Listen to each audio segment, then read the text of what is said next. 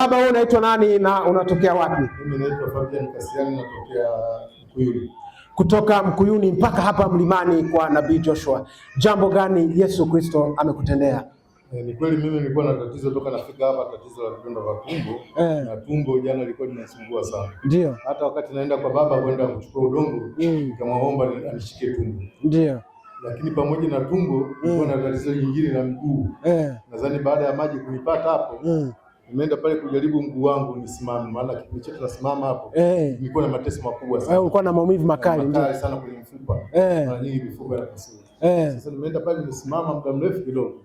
Nikajisikia niko na amani.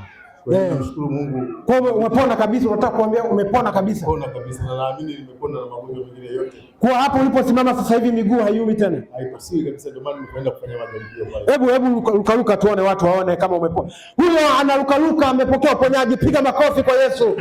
Mpigie Yesu makofi. Baba, unaambia nini watu ambao wanakutazama? Wewe umepokea uponyaji kirahisi sana. Mimi nimepokea uponyaji kirahisi. Ingawa nilipata shida sana katika kujitibu. Ndio. Lakini leo nimepata uponyaji kirahisi, kwa hiyo nawaalika wengine waje kwa Mungu wa Nabii Joshua. Pengine ulitibiwa wapi na wapi mpaka? Mimi zaidi nilitibiwa hospitali.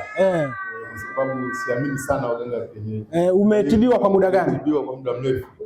Na naamini toka mwaka juzi na matatizo haya. Na nilifikia wakati hata moyo ulikuwa umeshindwa kufanya kazi.